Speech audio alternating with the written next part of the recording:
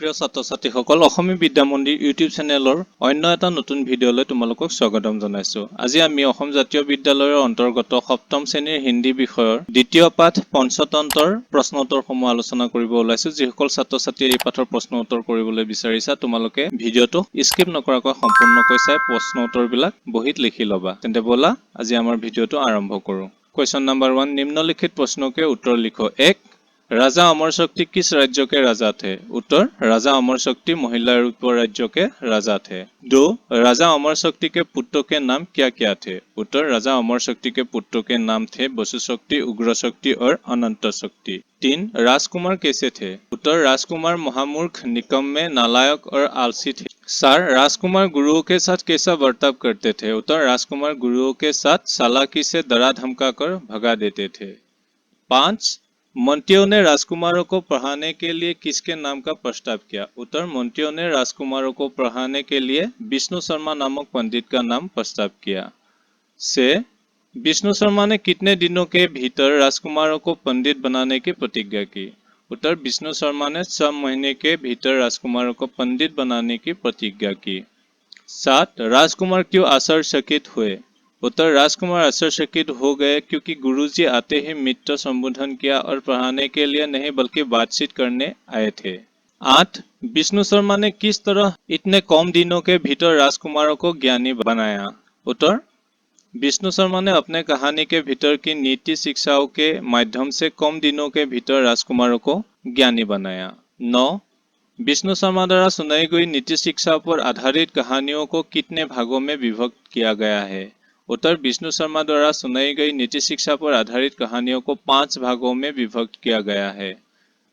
10. पंचतंत्र की कहानियों के 500 भेदों के नाम लिखो। उत्तर, पंचतंत्र की कहानियों के 5 भेद है यथा मित्र भेद, मित्र प्राप्ति, मित्र लाभ, काकुलुक्य और अपरिचित कार्यक्रम। 11. पंचतंत्र के लेखक कौन है? उत्तर, पंचतंत्र के लेखक पंडित विष्णु शर्मा है। क्वेश्चन नंबर 2, संक्षिप्त उत्तर दो। 1. राजा अमर शक्ति कैसे राजा थे? चर्चा करो।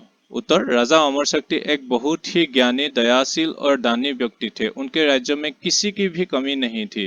उनके प्रजा भी उनके शासन से खुश थे। 2.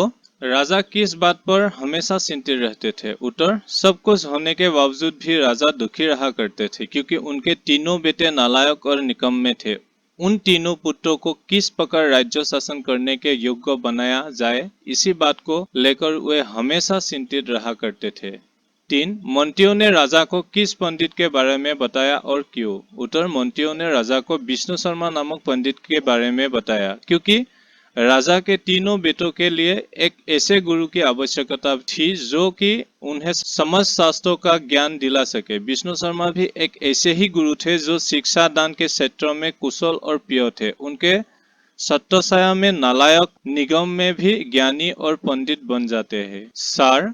राजा की बातों से विष्णु शर्मा को क्यों गुस्सा आया? उन्होंने राजा से क्या कहा? उत्तर, राजा की बातों से विष्णु शर्मा को इसलिए गुस्सा आया क्योंकि राजा ने राजकुमारों को राजयोग बनाने की खातिर धन दौलत देने की बात कही थी, जिसे सुन विष्णु शर्मा को गुस्सा आ गया और राजा से कहने लगे कि वे लोभी नहीं है, उन्हें धन संपत्ति से कोई दिलचस्पी नहीं है, वो तो सिर्फ एक गुरु होने के नाते विद्यार्थियों का जीवन गढ़ते हैं। अतः विष्णु शर्मा राजा को वचन देते हैं कि वे उन तीनों को 6 महीने के भीतर ही समस्त शास्त्रों में पंडित बना देंगे और अंत में यह भी कहा कि अगर ऐसे वे नहीं कर पाते हैं तो वे अपना विष्णु शर्मा नाम ही त्याग देंगे। 5. विष्णु शर्मा जी ने राजकुमारों को शिक्षा के प्रति किस तरह आकर्षित किया? उत्तर, विष्णु शर्मा जी ने राजकुमारों को शिक्षा के प्रति आकर्षित करने हैं तो पहले तो मित्र जैसे व्यवहार कर तीनों को पेड़ के नीचे बैठाया और हर रोज बातचीत के माध्यम से कोई कहानियां सुनाने लगे। उन कहानियों के माध्यम से विष्णु शर्मा ने नीति शिक्षा दी जिसे सुनकर सभी मंत्रमुग्ध हो जाते थे। इस तरह कहानियां सुनकर वे सभी राजनीति, समाज नीति, अर्थनीति आदि क्षेत्रों में ज्ञान हासिल कर लेते हैं। क्वेश्चन नंबर 3, आशय स्पष्ट करो। 1. महाराज, मैं लोभी नहीं हूँ और मुझे इन चीजों में कोई दिलचस्पी नहीं है। 80 साल की इस उम्र में इसकी जरूरत ही नहीं पड़ी। उत्तर, इस पंक्ति का आशय यह है कि एक सच्चा गुरु धन का लोभी नहीं होता। वो तो ज्ञान का लोभी होता है। अपने शिष्य को ज्ञानी बनाना ही उसका मुख्य उद्देश्य होता है। सच्चा गुरु समस्त जीवन ज्ञान का प्रसार करने में ही मगन रहता है। अगर कोई व्यक्ति ज्ञान के बदले में धन दौलत देने की भी बात करता है तो वह उसे स्वीकार नहीं करता। इसी तरह विष्णु शर्मा ने भी राजकुमार द्वारा दिए गए धन दौलत को ठुकरा दिया और बिना किसी लालसा के अपने गुरु धर्म निभाते हुए तीनों पुत्रों को ज्ञानी और राजयोग्य बना दिया था। दो मंत्रियों, मैं इतने बड़े एक राज्य का राजा हूँ। मेरे राज्य में किसी की भी कमी नहीं है। राज्य में हर एक प्रजा सुख चैन से जीवन बिता रहे हैं, फिर भी मैं दुखी हूँ। उत्तर, इसका असर यह है कि राजा अमर शक्ति एक बड़े राज्य के राजा थे। उनके पास किसी भी चीज की कमी नहीं थी। प्रजा भी उनके शासन से खुश थे, लेकिन फिर भी राजा दुखी थे क्योंकि उनके तीनों बेटे निकम्मे, नालायक और आलसी थे। वे इस बात को लेकर चिंतित रहा करते थे कि उनके बाद शासन भार किसे दिया जाए।